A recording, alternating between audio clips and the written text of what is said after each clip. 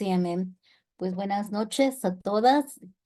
Ahora seguimos continuando con la clase de Doctrina de las Sagradas Escrituras, ese módulo que es tan importante para nuestras vidas porque nosotros estamos aprendiendo cómo se escribió, de qué manera comenzaron estos libros a recopilarse. Y pues ya vimos en la clase anterior los libros del Antiguo Testamento y ya vimos de qué se trata cada uno de ellos para que nos interese el querer leerlos, ¿verdad? Que nos dé hambre por leer estos libros. Em, y ahora vamos a ver los libros del Nuevo Testamento, vamos a ver por qué se tardó tanto tiempo en volverse a escribir nuevos libros y qué fue lo que detonó que se escribiera el Nuevo Testamento. Así que vamos a comenzar esta enseñanza y que Dios nos ayude a todos. Comenzamos. El siguiente.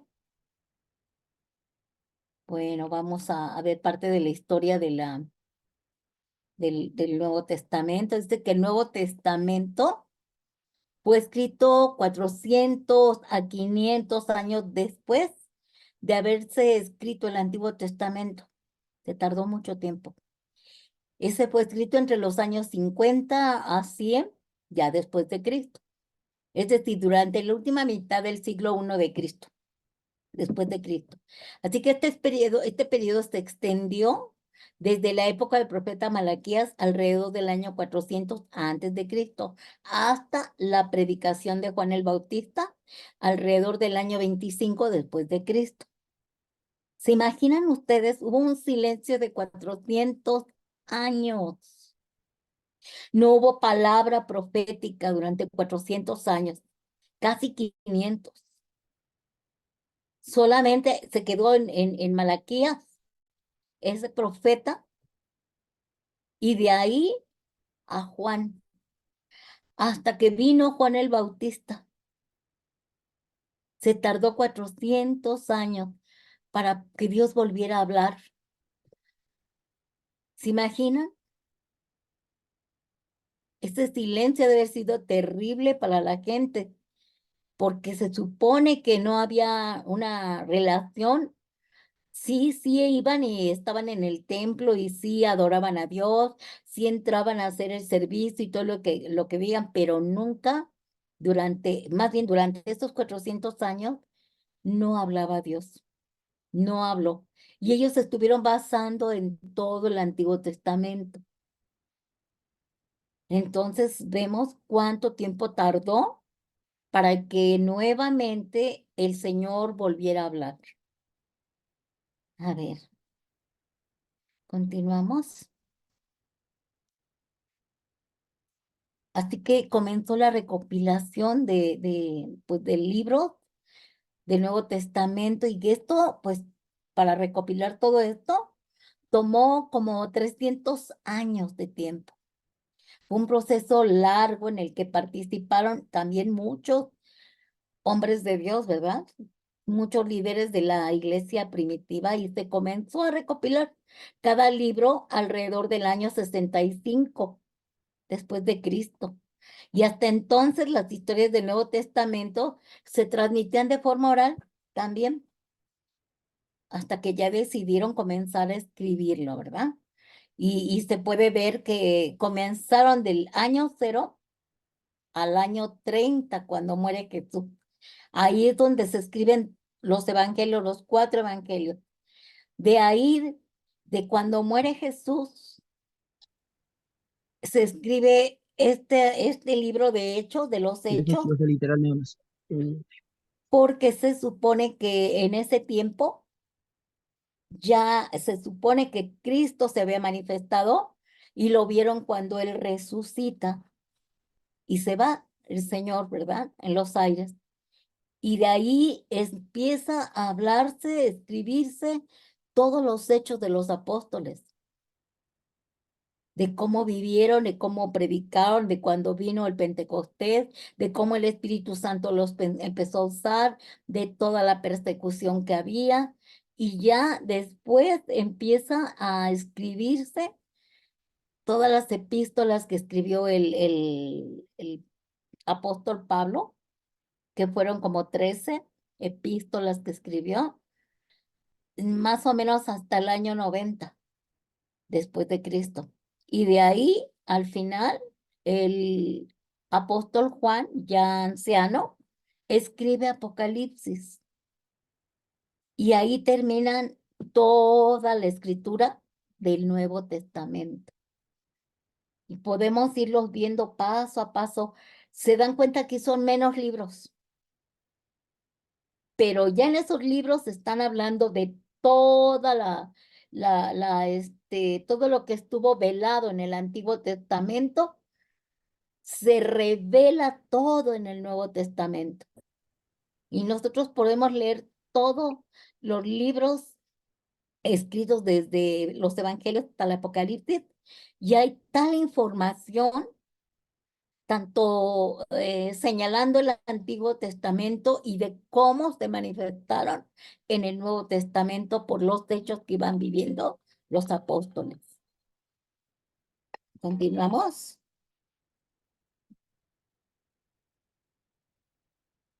El Nuevo Testamento dijimos que se componía de ¿cuánto? De 27 libros, ¿verdad?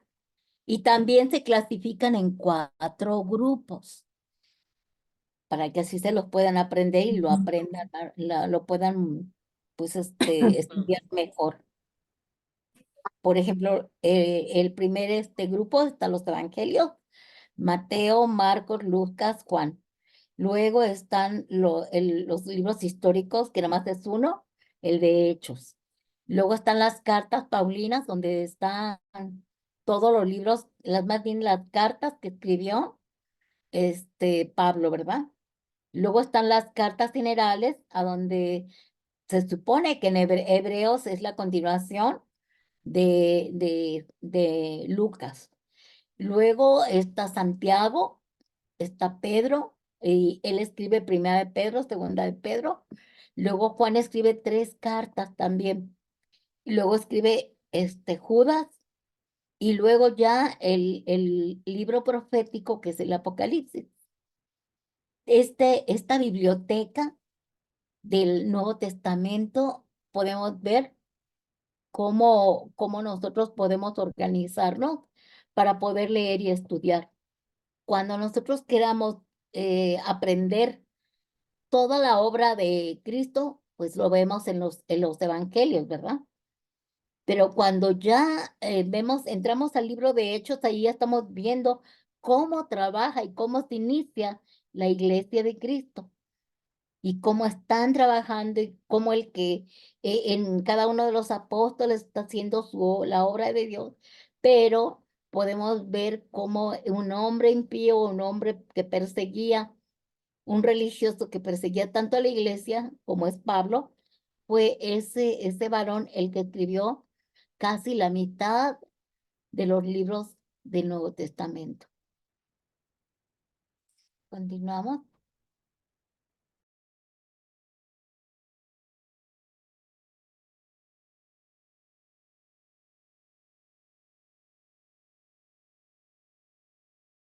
Tu micrófono.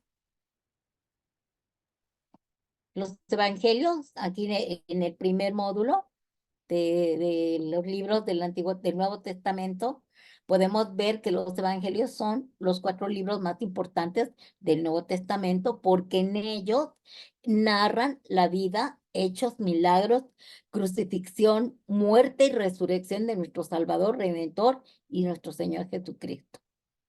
Y ahí anuncian la llegada del reino de Dios.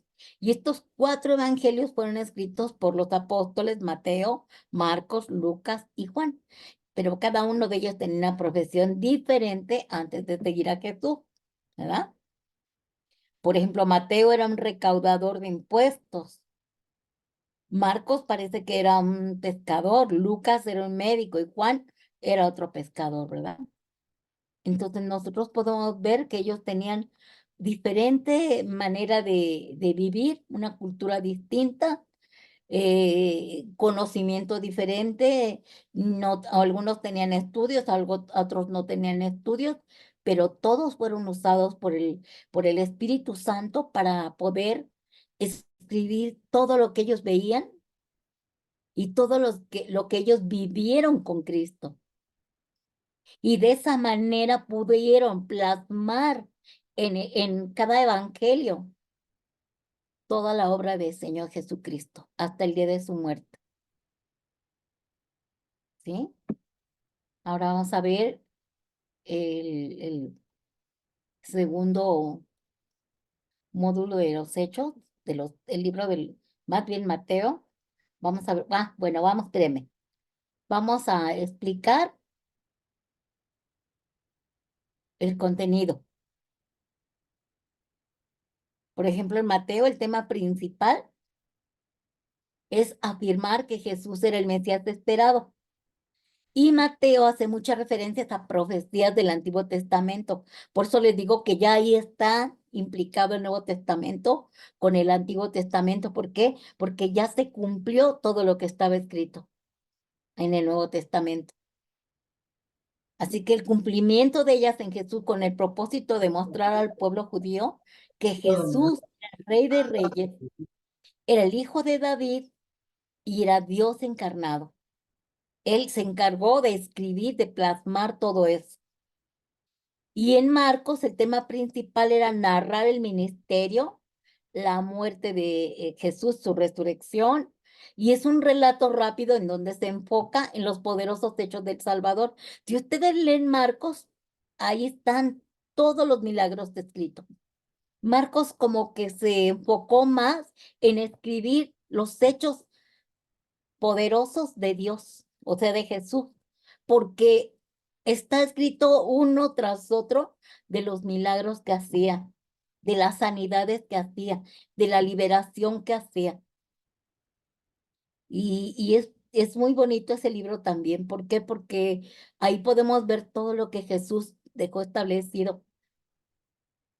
Porque a eso vino Jesús, vino a liberar, a salvar y a sanar. Entonces, si hay personas que dicen, no, no, no, Dios no sana, cuando te enfermas no te vuelves a componer y aunque ruegues al Señor que te sane, esa es una mentira. La voluntad de Dios es sanarnos, liberarnos y de prosperarnos. Pero nosotros tenemos que, como dice, buscar el reino de Dios, su justicia y lo demás vendrá por añadidura.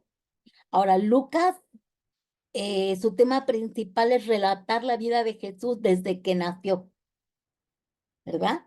Se centró especialmente en su nacimiento, da detalles de su nacimiento, da detalles del nombre de los padres, dónde nació, cómo nació, da detalles de esta recopilación que él tuvo que hacer, porque muchas cosas él no las vio, pero haciendo una recopilación ordenó todo lo que él investigó y lo plasmó en ese libro de Lucas, en este Evangelio de Lucas.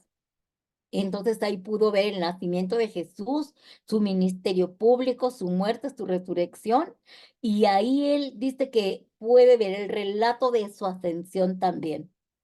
Entonces está muy interesante. ¿Por qué? Porque como era médico, es muy ordenado para escribir y escribe perfectamente a detalle hasta el nombre de la profetisa que estaba en el templo cuando van a llevarlo al octavo día y ven ahí al otro profeta y muchos detalles que tiene este varón cuando escribió este libro. Ahora vemos a Juan, su tema principal es en el Evangelio de Juan, ofrece la respuesta de esa inquietud que luego tenemos por conocer a Dios. Y bueno, al momento de que los lectores, como dice, empiezan a leerlo, contemplan a Jesús como el único camino válido para llegar a la salvación y a la vida eterna, ¿verdad? O sea, el libro de Juan, por esto luego cuando acabamos de aceptar a Jesús como Señor y Salvador, nos aconsejan que primero leamos el libro de Juan, porque ahí está todo revelado, que el verbo se hizo carne, ¿verdad? Y que el verbo era Dios y que el verbo se hizo carne, ¿verdad? Entonces se empieza a hablar todo sobre Jesucristo, pero como él lo revela como el Salvador. Él se ha basado en hablar sobre la salvación, que Él es el camino, la verdad, la vida, que Él es el pan de vida, que es la luz del mundo, que es la sal de... Él se dedica a explicar a detalle todo lo que es Cristo Jesús. Entonces, cuando leamos los evangelios, nos vamos a enriquecer mucho con la obra redentora de Cristo y vamos a conocer bastante al estudiarlo, nos vamos a enriquecer de tal manera que cuando nosotros, a veces yo, por ejemplo, yo le decía al Señor, por favor, Señor, yo necesito que me reveles tu palabra. Revélame la obra redentora de Jesús porque yo quiero conocer bien a detalle esa obra redentora que hizo Cristo, porque pues sí, nada más decimos, sí, Cristo fue crucificado, Cristo resucitó, pero a detalle no lo tenemos. Sin embargo, cuando estudiamos los evangelios, vemos ahí cada paso que escribieron y podemos ver e imaginarnos los hechos. Y es como si fuera una película, ¿verdad? Lo que estamos oyendo porque nos estamos oyendo a nosotros mismos. Y cuando lo leemos y viéndolo con nuestros ojos espirituales y podemos ver todo lo que Cristo hizo en la cruz del Calvario. Continuamos. Entonces, ese es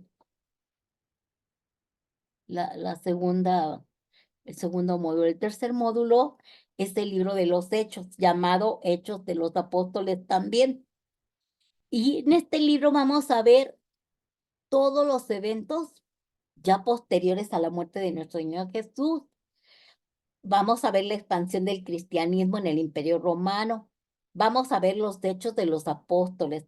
Vamos a ver cuándo se funda la iglesia, ¿verdad?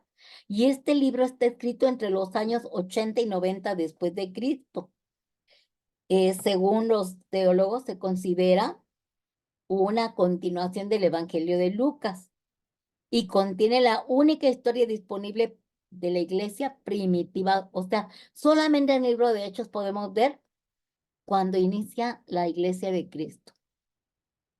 Y es un libro tan interesante porque ahí se puede ver a detalle, cuando lo estudias así a detalle, puedes darte cuenta de todo lo que hizo Jesús en el momento en que Él resucita, en el momento en que se les presenta, les pide de comer, en el momento en que le dice, me tengo que ir, los 40 días que estuvo aquí en la tierra, y cómo lo ven ascender como 500 personas, o sea, son testigos de que Jesús sube al cielo en una nube y que los ángeles le dicen, así como lo ven, que subió, así lo verán cuando venga en las nubes igual. Verán ahí y vamos a ver ahí todos los hechos que hicieron los apóstoles, tanto como a Pedro se le llama la piedra, ¿verdad?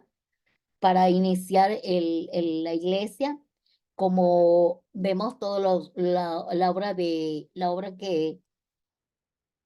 hicieron los apóstoles también, cómo fueron perseguidos por el mismo este Pablo, ¿verdad? Que se llamaba Saulo de Tarso y cómo después se arrepiente, cómo se convierte, cómo predica, cómo es golpeado, cómo, bueno, tantas cosas que ese libro histórico está tremendo y me encanta porque más bien serían los hechos del Espíritu Santo, porque el Espíritu Santo ahí lo vamos a conocer. Nosotros ya estudiamos al Espíritu Santo, ¿verdad? Ya conocemos todo lo que hace el Espíritu Santo. Bueno, ahí lo vamos a ver. Lo vamos a ver en este libro de los Hechos. Vamos a ver cómo actúa el Espíritu Santo y ayudando y protegiendo a toda la iglesia en este tiempo, como lo hace ahorita, ¿verdad?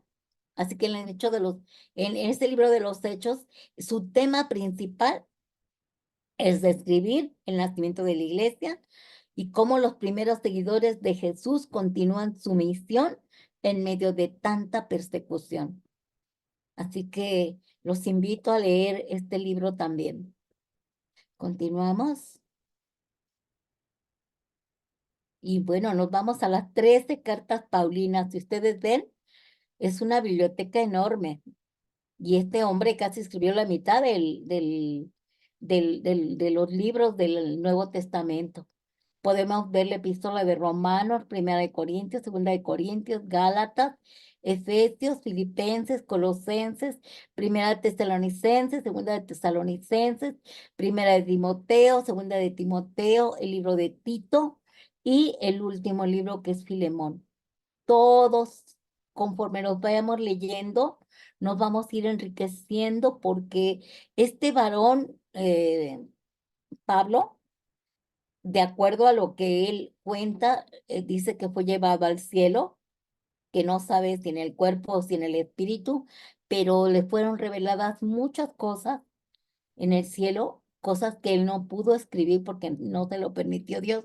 Sin embargo, si ustedes leen cada libro, ustedes podrán ver cómo ahí empieza, él es el que más revela la obra redentora de Jesús, lo que hizo Jesús en la cruz a nuestro favor, el beneficio que tenemos de haber aceptado a Jesús como Señor y Salvador y de lo que nos espera en la próxima venida de nuestro Señor Jesucristo. Y nos enseña a esperar y a perseverar y a seguir en medio de la prueba y en medio de las luchas.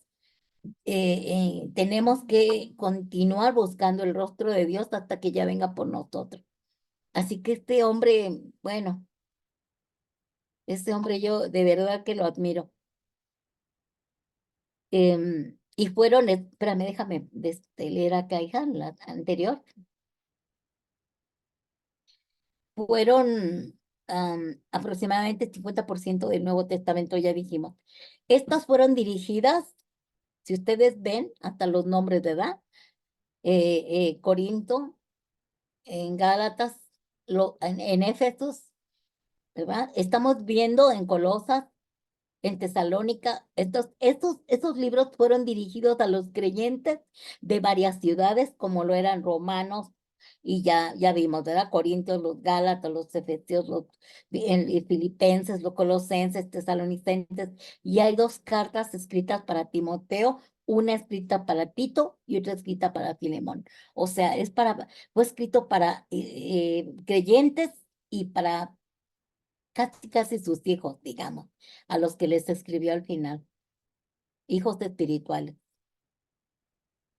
Pues, todos van dirigidos especialmente a esas personas.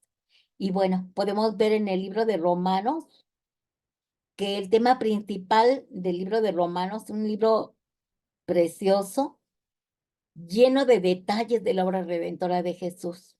Y podemos ver ahí la salvación, la justificación del hombre por medio de la fe en Jesucristo. En Primera de Corintios, su tema principal es la exhortación a la iglesia en Corinto a mantenerse pura frente a las prácticas corruptas e inmorales de la sociedad que lo rodeaba. Al parecer, esas prácticas estaban afectando y contaminando a la iglesia. Así que Pablo les instruye sobre cómo lidiar con la inmoralidad que había dentro de la iglesia, ¿verdad? Nosotros podemos darnos cuenta que está sucediendo lo mismo actualmente. En Segunda de Corintios también vemos que el tema principal es en que Pablo expresa alivio y alegría ante el resultado positivo de su primera carta. O sea, ya les había escrito para qué, para que ellos lidiaran con la inmoralidad y ellos se alejaran de la corrupción. Bueno, en la segunda carta les felicita, ¿verdad? De que sí están escuchando la exhortación, sí están haciendo caso, están mejorando los asuntos. O sea que para él esta es una carta salvadora que dio en la primera de Corintios y está mandándoles felicitaciones y exhortándoles a que continúen, ¿verdad? Así que es esta carta donde el Señor Jesucristo es manifestado como el creador, la cabeza de la iglesia, el primero en resucitar y el redentor. Yo sé que Pablo da detalles de cada una de las cosas que sucedieron cuando cómo Jesús es cabeza de la iglesia, ¿verdad? Ahí explica detalles, ¿verdad? Cómo Él es la roca, eterna, esa roca, de ahí dice que fuimos nosotros cortados. Nosotros somos piedras vivas de esa roca que es Cristo Jesús. Y le explica ahí en Corintios. Y los Gálatas, tu tema principal hacia los Gálatas es la justificación por medio de la fe, porque como que no conocían la gracia, ¿verdad? Ellos pensaban que ellos podían ser justificados por medio de obras, y ahí les explica que la gracia de Dios es la que nos justifica, ¿verdad? Por medio de la fe. Y en Efesios, el tema principal, los temas más importantes incluyen la predestinación. Esa es una doctrina que también a lo mejor un día vamos a ver, porque dice que fuimos elegidos y escogidos desde antes de la fundación del mundo. Pero muchos alegan entonces, los que no fuimos escogidos, ¿qué va a pasar, verdad?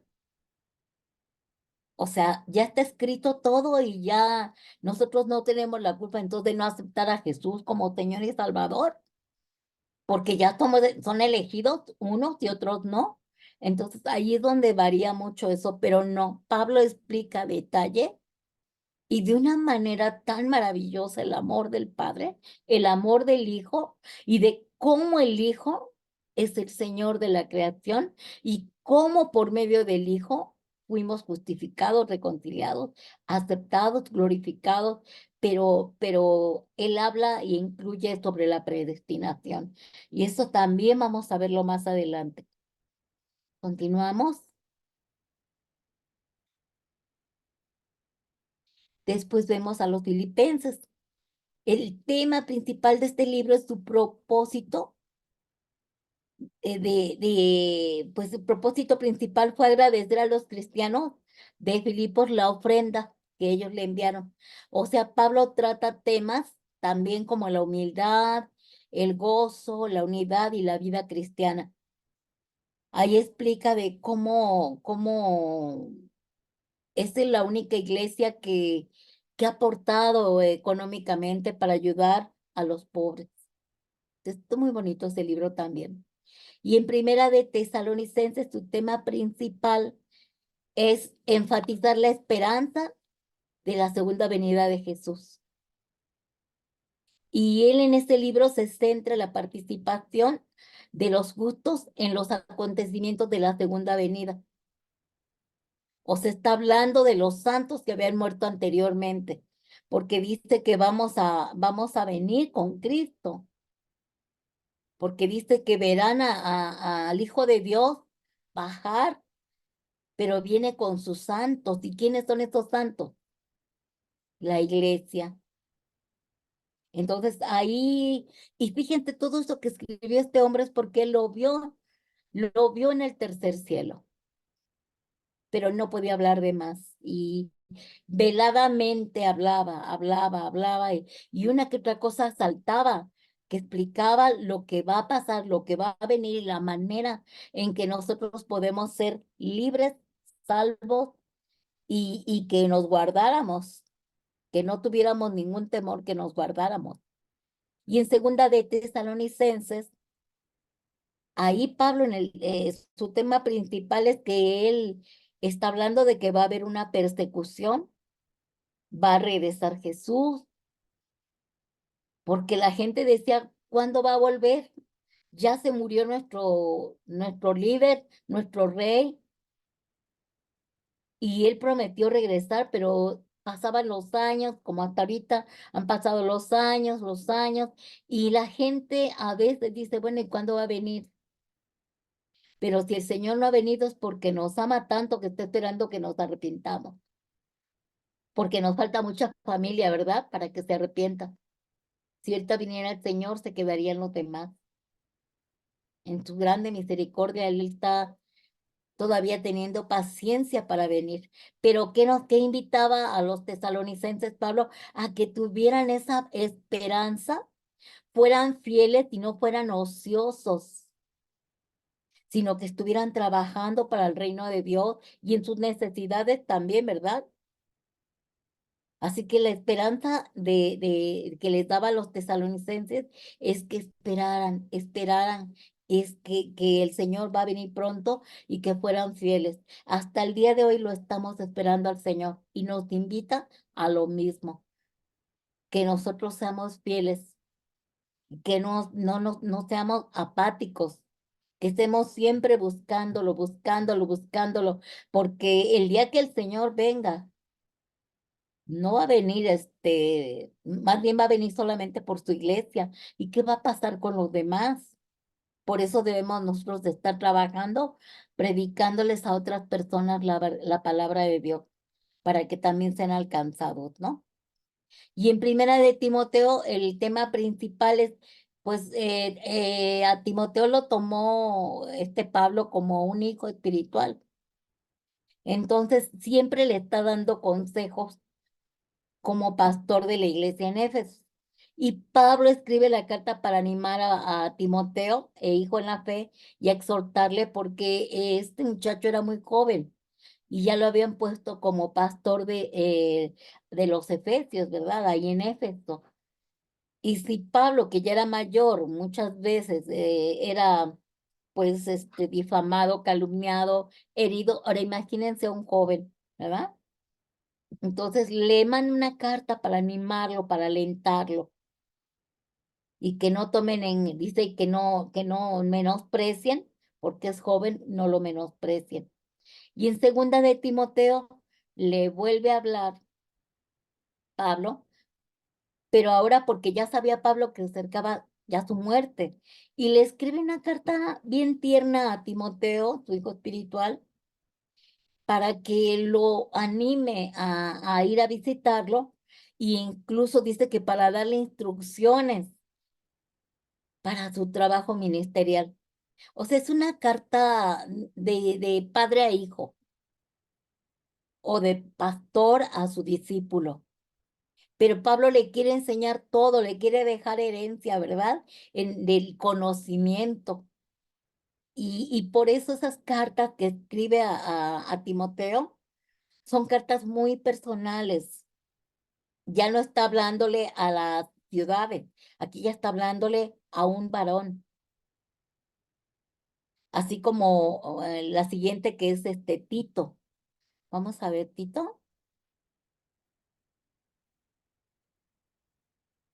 Tito también era un hijo muy amado por él. Y el tema principal es igualmente, le da consejos y exhortaciones a Tito, porque también está en el pastorado y está en el ministerio cristiano en general. ¿Por qué? Porque Pablo se ve encargado de varias iglesias y en especial esta de Creta estaba bajo el cuidado de Tito. Entonces él tenía sus discípulos. Y esos discípulos, entre esos discípulos estaba Timoteo y Tito. También Marcos también estaba cerca de él, pero si ven, todas estas cartas están escritas a estos varones de Dios. Y luego, pues, el libro de Filemón habla de una persona que era un trabajador, un empleado, que pues se rebeló por el maltrato que le daba su patrón, ¿verdad? Y se escapa. Entonces Pablo le pide a Filemón que reciba y perdone a su trabajador llamado Onésimo. Es un esclavo que había escapado de su casa, pero que ahora ya es un hijo de Dios, un discípulo de Jesús. Entonces le manda esa carta para pues ponerse como intercesor entre el patrón y entre el esclavo, ¿verdad? Y para que le está diciendo, mira, ya es un discípulo mío, ya es un discípulo de Cristo, ya es un hijo de Dios. Entonces, pues recíbelo, perdónalo y que regrese, ¿verdad? Y al Onésimo le dice también, y tú sométete y sujétate a tu amo. Entonces, son cartas muy lindas, personales, Unas eran para el ministerio, otras eran muy personales de amigos, entre amigos. Y bueno, pidiendo, exhortando y intercediendo por este esclavo. Entonces, todas las cartas las escribió Pablo. Continuamos.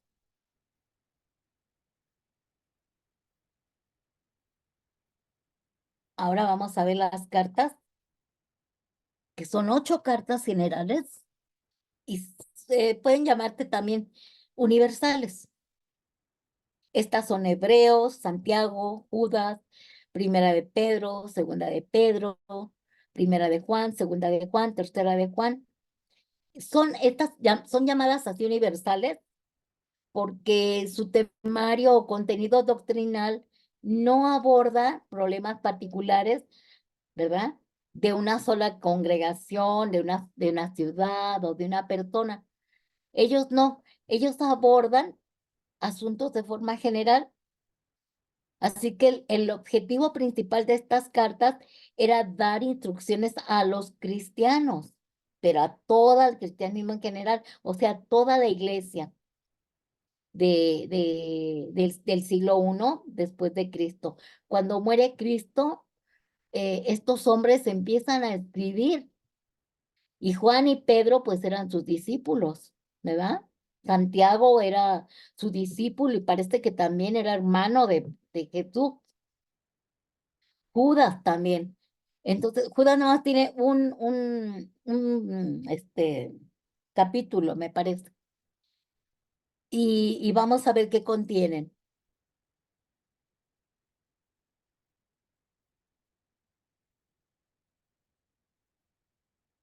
El libro de Hebreos habla principalmente, compara y contrasta a Jesús con personas o eventos históricos clave de la Biblia hebrea. Y por medio de estas comparaciones que estamos viendo, vemos que es superior y más grande que los ángeles, dice, más grande que la Torá, que Moisés, que la tierra prometida, que los sacerdotes terrenales, que los sacrificios y el pacto. O sea, ahí dice que a Jesús el Padre le ha dado todo nombre y autoridad sobre los ángeles, porque dice que es superior a los ángeles y superior a cualquier ser humano que haya sido profeta, maestro, lo que sea. Superior y está por encima de cualquiera de los sacrificios del Antiguo Testamento, porque Él fue el último sacrificio y el mejor y el único aceptado por el Padre. Entonces, es un libro también en el cual nosotros nos podemos enriquecer con todo lo que está escrito en el libro de Hebreos, porque nosotros ahí podemos ver los héroes de la fe también. Y yo creo que cuando leemos el libro de Hebreos nos quedamos así, wow, cuánta información hay también en este libro acerca de Jesucristo.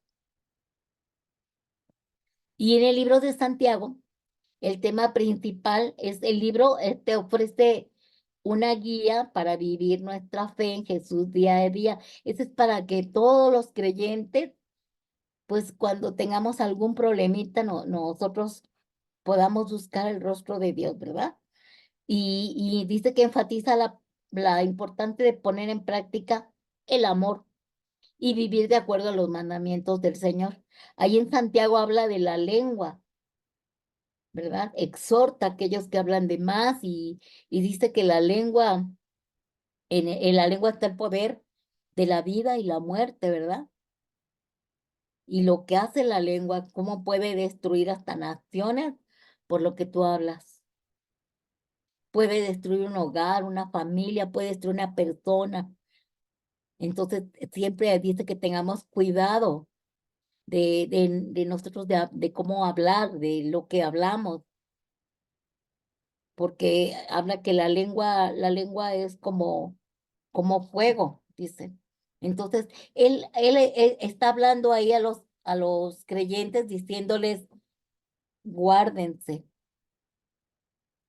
practiquen el amor, guarden los mandamientos de Dios. Y es un libro tan pequeño, pero tan enriquecedor también.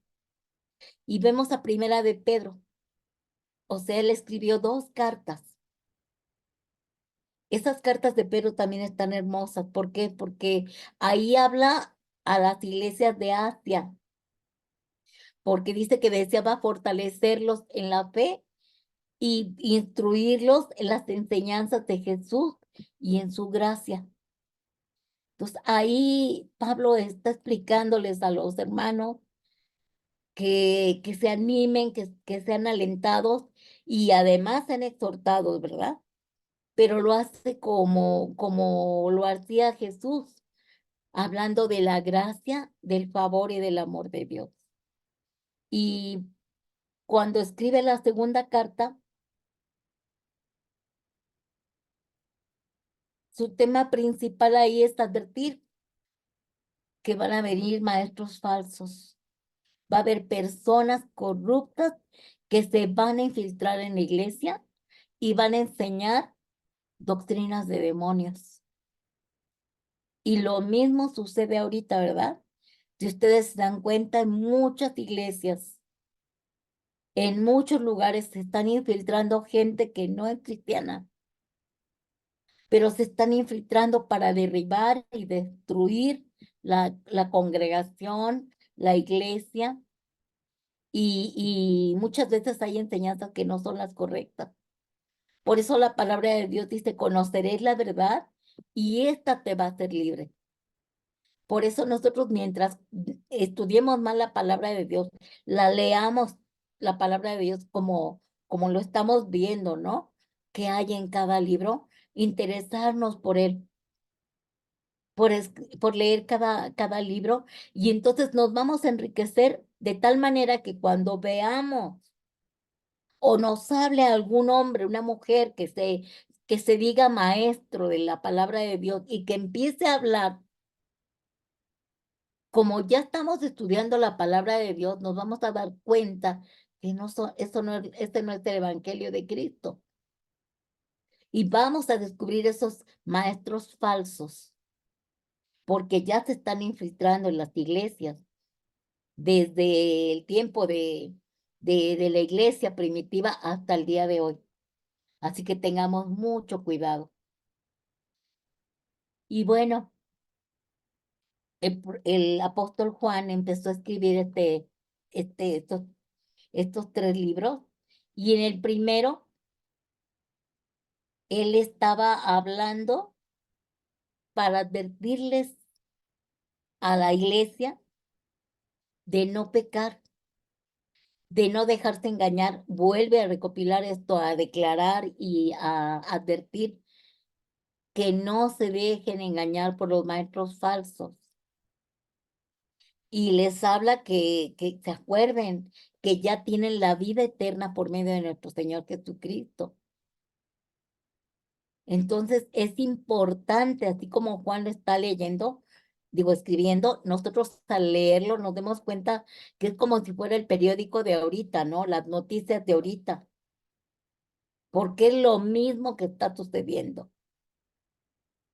Siempre van a entrar gente negativa, gente fea, gente que va a enseñar cosas para poder separar y robarte la vida eterna. Así que tengamos mucho cuidado también, porque no todos los hermanitos son lo que pensamos. Ahora, en la segunda, el tema principal dice que está Juan advirtiendo a sus amigos de la iglesia contra la herejía y los maestros falsos, o sea, los engañadores. Continúa con eso, ¿verdad? Y la carta está dirigida a la señora escogida. No sabemos quién es la señora escogida, ¿verdad? No dice el nombre. Lo que ha llevado, dice, a especular si era para una persona específica o para la iglesia local. No sabemos por qué Dios habló de esta manera, por qué dijo esa frase. No sabemos si era para una persona en específica o para hablarle a una iglesia en la que estaba él en ese momento. Y en la tercera de Juan, vemos que la carta es donde felicita al hermano Goyo por su ministerio y por su fidelidad en el servicio y a la iglesia. Entonces, ¿se dan cuenta? Son temas generales. No está hablando específicamente a una sola persona, sino a varias. Y Judas, su tema principal, igual advierte a la iglesia contra la inmoralidad y otra vez contra los falsos maestros. Quiere decir que siempre ha habido falsos maestros que se introducen y se infiltran en las iglesias y a veces no nos damos cuenta. Y también me imagino que en la iglesia estaba ocurriendo algo muy fuerte, inmoral, y que estaban en esa iglesia, o sea, la iglesia de Cristo, y que no los habían echado fuera a esas personas que estaban pecando. Y está hablándole a toda la iglesia para que nosotros nos guardemos, hasta el día de hoy, nos pide el Señor que nos guardemos de toda inmoralidad. Y si hay alguien que está en pecado inmoral, pues hablarles, exhortarles, llevarlos al arrepentimiento. Y si no se quieren arrepentir, pues sí se tienen que ir de la iglesia, ¿verdad? Porque no pueden estar ahí contaminando a los demás. Continuamos. Y bueno, el último libro, que es el libro que se llama Apocalipsis o Revelaciones, es el libro profético, es un libro escatológico que habla de los eventos futuros y fue escrito también por Pablo, pero digo por Pablo, por Juan, porque ya estaba, este Juan estaba ya de una edad ya mayor, ¿verdad? Él era un hombre que ya habían muerto todos los apóstoles y él era el único que estaba con vida, pero él estaba cautivo, ahí estaba preso en, en ¿cómo se llamaba En Patmos, en la isla de Patmos. Entonces él empezó a escribir este libro, pero esto fue una visión y fíjense, a Pablo no le fue permitido escribir lo que vio cuando fue llevado al tercer cielo, pero a Juan, a él sí le fue permitido escribir todo lo que vio, todo lo que le mostró, y el Señor le decía que lo escribiera, ¿verdad? Y este libro está repleto de símbolos, de eventos y vistas dramáticas del futuro. Y está hablando que él vio el fin del mundo. Él vio este combate cósmico, ¿por qué? Porque vio cómo caían los aerolitos, cómo destruían la tierra. Y está tremendo este libro, ¿verdad? Nosotros tenemos que leerlo con mucho cuidado, porque hay cosas que se pueden malinterpretar. También él vio cuando viene, cómo baja la Nueva Jerusalén. O sea, dice que los cielos y la tierra van a desaparecer, pero la palabra de Dios nunca va a desaparecer, ¿verdad? Entonces nosotros aquí vemos que se cumple al momento en que ve Juan cómo desciende la Nueva Jerusalén a donde estaremos con Dios por la eternidad. Y eso va a suceder cuando Jesucristo venga a la tierra, es decir, cuando sea el juicio final. Y eso ya después lo vamos a ver porque, híjole, está tan largo todo esto, hablar del milenio.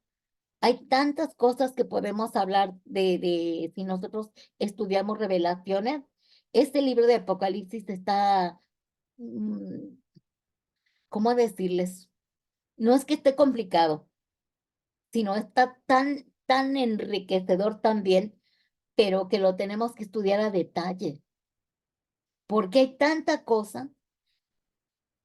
Pero yo lo que he aprendido, hermanos, que antes de leer Apocalipsis, de estudiar Apocalipsis, yo tengo que aprender y entender y que se haga realidad en mi vida la obra redentora de Jesús. Aquí lo que importa es lo que Jesús hizo por nosotros en la cruz del Calvario.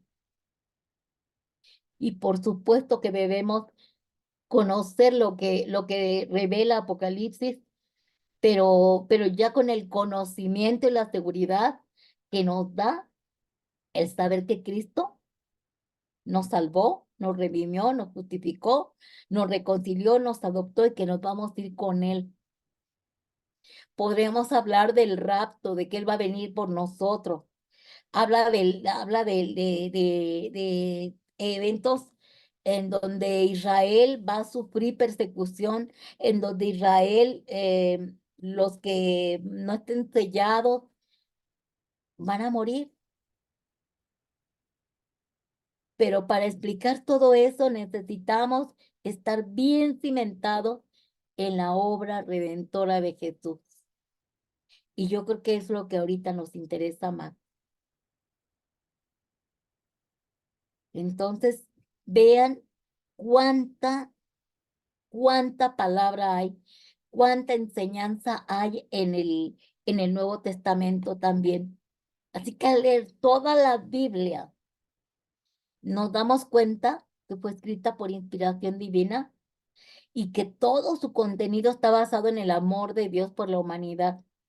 Y podemos percibir cuando la leemos la presencia de Dios, que ha persistido a través de generación en generación en generación por los siglos de los siglos, ¿verdad?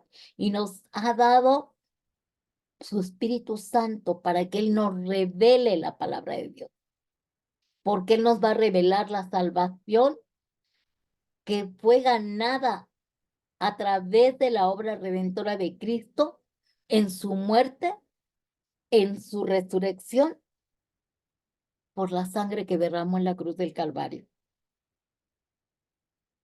Mientras nosotros no entendamos esta obra redentora, no podemos andar leyendo Apocalipsis, porque no le vamos a entender.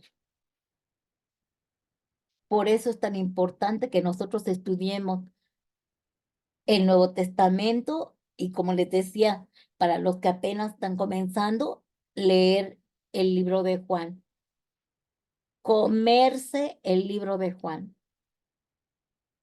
Y de ahí ya podemos ver Génesis. Y podemos ver los evangelios. Y por supuesto que tenemos que pedirle al Espíritu Santo que nos revele todo. Ilumíname la palabra, Señor, y revélame la palabra. Eso es lo que nosotros tenemos que pedirle al Espíritu Santo, que nos ilumine la palabra y que nos revele la palabra. Y les aseguro que cuando cuando nosotros le pedimos al maestro de maestro, que es el Espíritu Santo, a ver, maestro, voy a empezar a leer este libro. Por favor, ilumínamelo y revélamelo. Ahí es cuando el Espíritu Santo, como maestro, te empieza a explicar lo que no entendían. Miren, yo estoy ahorita leyendo el libro de Zacarías otra vez y hay cosas que yo no había visto y me he quedado con la boca abierta de cómo el libro de Zacarías parece que estoy viendo los evangelios, porque es un libro mesiánico. Imagínense 400 o 500 años antes de que Jesús viniera a este mundo y ya Zacarías estaba revelando al Cristo sufriente y cómo iba a padecer, cómo iba a sufrir, cómo iba a resucitar. Hay detalles que yo no había visto en el libro de Zacarías. Y miren que yo he leído quién sabe cuántas veces de la Biblia, ¿no? Pero créanme que cada que la leemos encontramos algo nuevo. Ay, no, yo ya leí ese libro, pues vuélvelo a leer. Y vuélvelo a leer, y vuélvelo a leer, y vuélvelo a leer, y siempre vas a encontrar algo nuevo. Porque así es la palabra de Dios. Siempre nos revela cosas nuevas del Señor. Así que nosotros no dejemos de leer la Biblia, no dejemos de estudiar la palabra de Dios, sobre todo en estos tiempos que vienen tan duros y tan difíciles para el mundo. Hay una amenaza tremenda contra la humanidad. Nosotros de verdad que debemos que sí, claro, ver las noticias, pero yo prefiero leer la palabra de Dios. Yo prefiero leer lo que dice Pablo que va a venir en estos tiempos, porque lo que están haciendo y lo que van a hacer en estos próximos años va a ser una situación muy difícil para nosotros. Pero como pueblo de Dios, nosotros tenemos las bases y el conocimiento, porque dice el Señor que en medio de la aflicción Él estará con nosotros, que en medio de la hambruna Él nos va a saciar y que nuestra vida será por botín.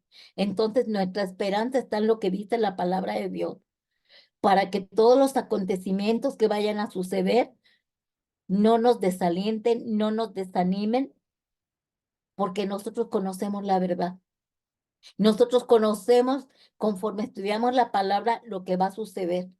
Y sí, ahí en el libro de Apocalipsis está escrito lo que va a suceder más adelante, pero no sabemos si nosotros vamos a quedarnos a verlo.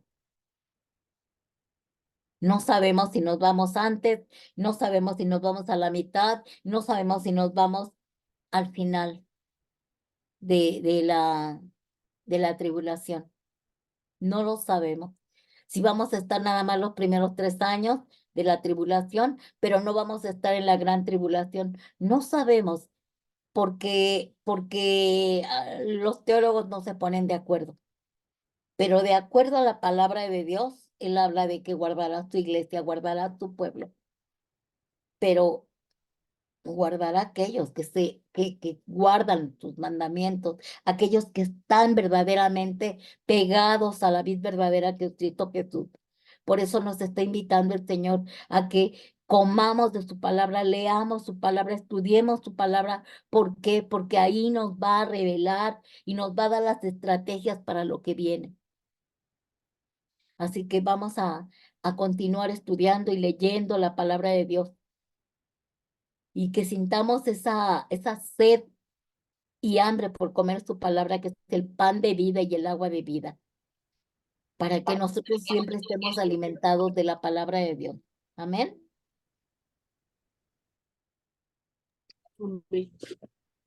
Pues vamos a ser despedidos y vamos a orar. Amén.